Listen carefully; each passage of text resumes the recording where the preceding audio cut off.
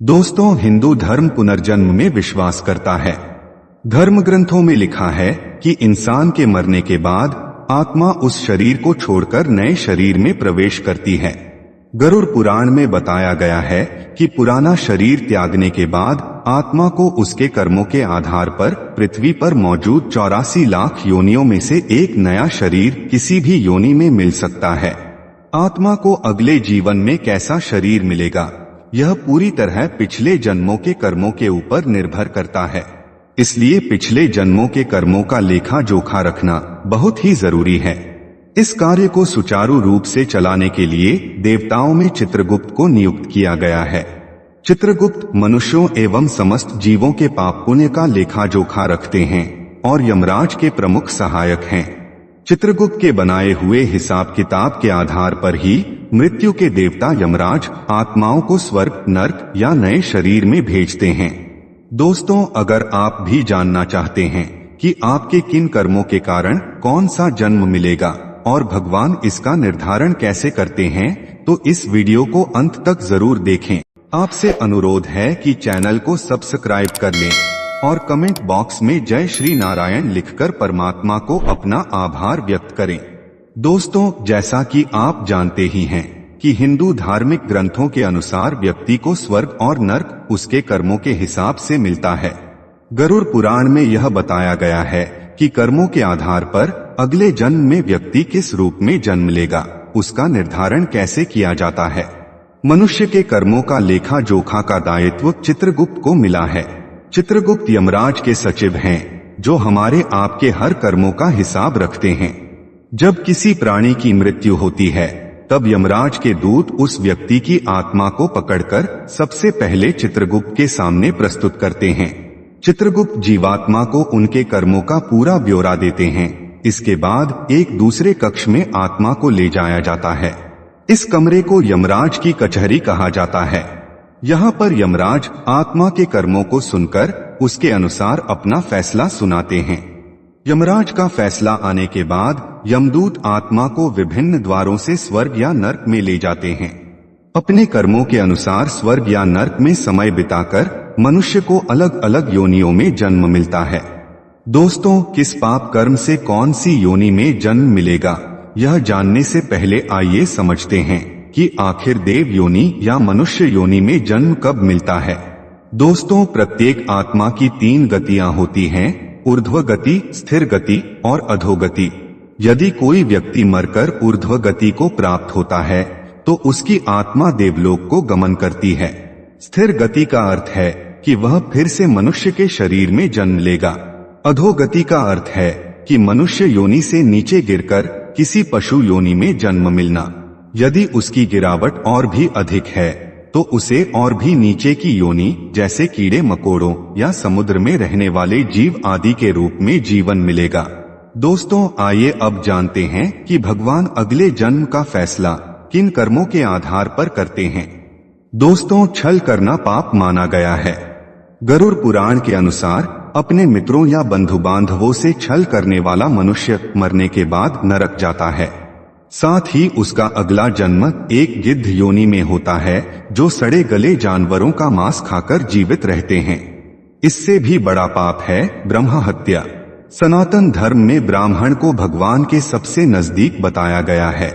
शास्त्रों में भी साफ साफ कहा गया है कि यदि कोई मनुष्य भूल से भी किसी ब्राह्मण की हत्या कर देता है तो उसे ब्रह्म हत्या का पाप लगता है।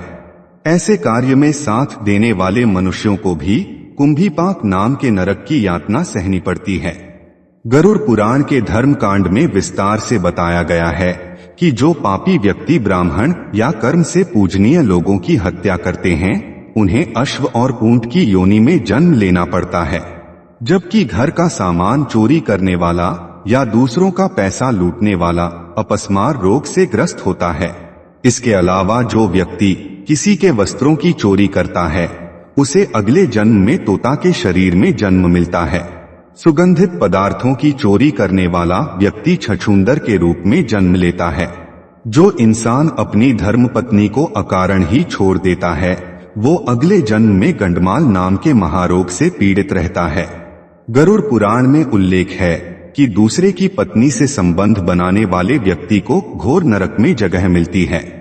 फिर वहां उसे पहले भेड़िया, फिर कुत्ता, फिर गिद्ध, फिर सियार, फिर सांप, फिर कछुआ और आखिर में बगुला की योनि प्राप्त होती है। इन सब जन्मों के पूरे होने के बाद ही उसे मनुष्य योनि मिलती है। दोस्तों, घर के बड़े बुजुर्गों को सताने वाला व्यक्ति मरने के बाद 100 से अधिक सालों के लिए कछुए की योनि में जन्म लेता है। देवताओं और पितरों को संतुष्ट किए बिना मरने वाला व्यक्ति 100 वर्षों तक कौवा की योनि में रहता है। इसलिए कहा जाता है कि श्राद्ध कराते समय कौवे को अवश्य भोजन कराएं ताकि आपके पितृ संतुष्ट हो जाएं। लेकिन अगर यह ना किया जाए तो अगला जन्म कौवे के रूप में ही मिलता है। उसके बाद मुर्गा और फिर 1 महीने के लिए सांप की योनि में रहने के बाद ही उसके पापों का अंत होता है और उसे मनुष्य के रूप में जन्म मिलता है।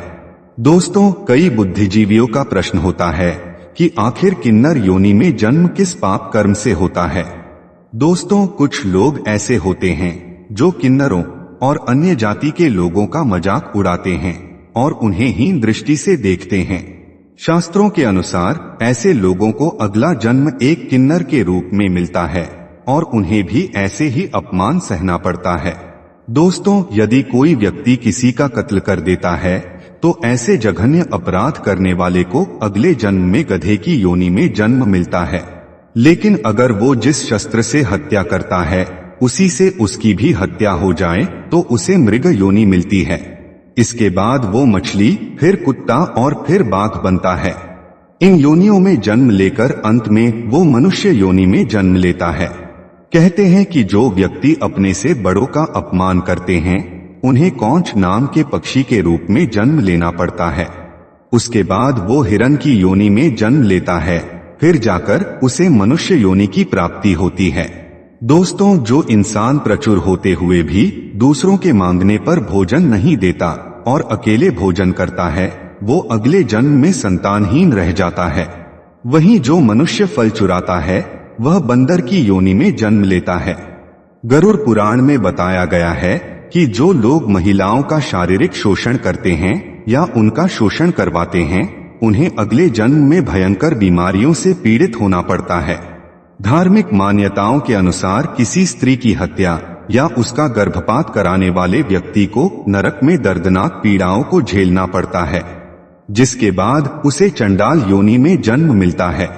दोस्तों, महर्षि वेदव्यास ने भी बताया है कि जो व्यक्ति हमेशा दूसरों की मदद करता है, पशु पक्षी और दूसरे जीवों पर दया करता है, जरूरतमंदों की सहायता करता है और बिना किसी स्वार्थ के अपनी मेहनत से कमाए पैसों का प्रयोग धार्मिक कार्यों में करता है तो ऐसे व्यक्ति को जन्म मृत्यु के चक्र से मुक्ति मिल जाती है और उन्हें भगवान विष्णु अपने धाम में स्थान देते हैं।